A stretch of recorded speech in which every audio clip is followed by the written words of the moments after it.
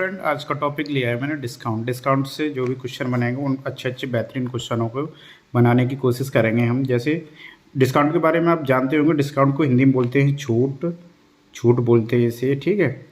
और जैसे कोई चीज़ है, जैसे हमारा 100 रुपये है, किसी वस्तु का मूल्य है जैसे 100 रुपये, ठीक है, उस पर दे रखा है तो इसे मार्क प्राइस बोलते हैं। मार्क प्राइस का मतलब होता है MP, ठीक, शॉर्ट में लिख देते हैं MP।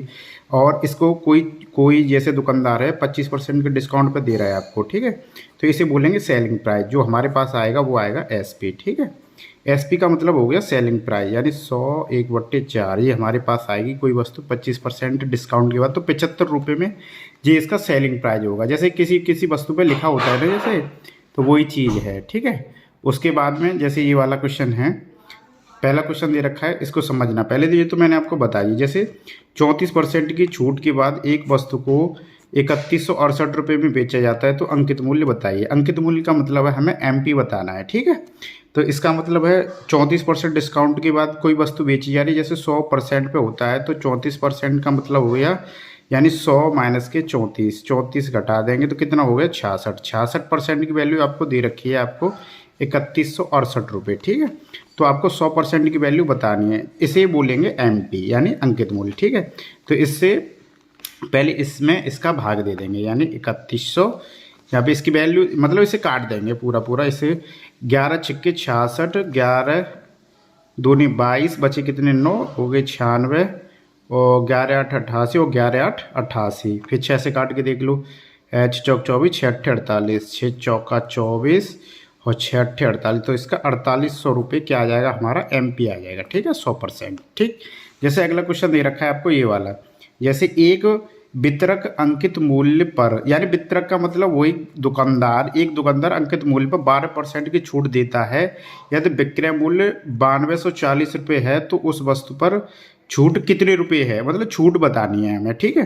तो ऐसे क्वेश्चन में कैसे करेंगे, जैसे हमें 12% की छूट दे रखी है, किस पे दी होगी, MP पर, MP।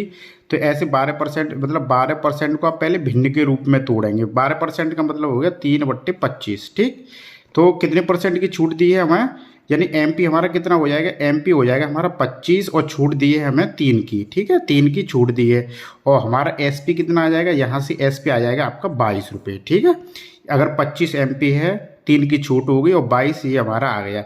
यदि विक्रय मूल्य मतलब SP, यानी 22 की वैल्यू हमें कितनी दे रखी है, हमें 9240 दे रखी है, और पूछ क्या रहा है, तो उस पर छूट कितने रुपए की दी, छूट का मतलब 3 की वैल्यू पूछ रहा है, ठीक है।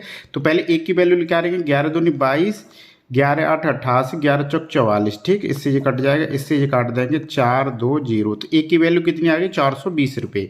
तो हमें क्या पूछ रहा है, रुपये में छूट पूछ रहा है, तो रुपये में छूट का मतलब इससे 3 का मल्टीप्लाई और हो जाएगा, तो 3 × 420, तो इतना हो जाएगा 0 6 1200, तो 1260 रुपये इसका छूट आ जाएगी रुपये में, ठीक है। जैसे अगला क्वेश्चन दे रखा है आपको ये वाला, जैसे एक वस्तु का अंकित मूल्य यानी MP हमें कितना दे रखा है, 15,200 रुपये आपको MP दे रखा है, ठीक है। अंकित मूल्य पर 23% की छूट देने के बाद दुकानदार 2660 रुपये का लाभ कमाता है, तो लाभ परसेंटेज बताना है हमें, ठीक है। तो लाभ परसेंटेज किस पर निकालेंगे हम, CP पे। तो CP हमें निकालना पड़ेगा पहले, तो CP का क्या होता है, जैसे लाभ CP पे लाभ परसेंट निकालते हैं, तो जैसे लाभ कैसे निकालते हैं हम, CP पर निकलेगा लाभ हमेशा। तो लाभ बराबर क्या फॉर्मूला होता है हमारा, लाभ बराबर फॉर्मूला होता है लाभ बट्टे CP और × 100, यही तो होता है फॉर्मूला। तो इसके लिए पहले हमें CP की ज़रूरत पड़ेगी, तो CP की ज़रूरत पड़ेगी, तो पहले हमें CP निकालना पड़ेगा। CP नहीं, इसमें तो कहीं दिख नहीं रहा है, क्योंकि एक वस्तु अंकित मूल्य दे रखा है, अंकित मूल्य पर छूट दे रखी है, और छूट देने के बाद में उसका लाभ रुपये में दे रखा है, ठीक है। तो लाभ रुपये में दे रखा है, तो पहले हम देखो आपका SP निकालते हैं। SP का फॉर्मूला होता है एक MP × 100 - D, मतलब डिस्काउंट बट्टे 100, ठीक। इससे हम SP निकाल लेंगे। SP अगर निकल आएगा तो हमारा CP भी निकल आएगा। तो यहाँ पे MP कितना दे रखा है, इसमें दे रखा है 15,200 रुपये, ठीक। और इसके बाद इंटू डिस्काउंट कर देंगे, तुम्हारा 23 हो जाएगा, यानी 100 में से 30 जाएंगे।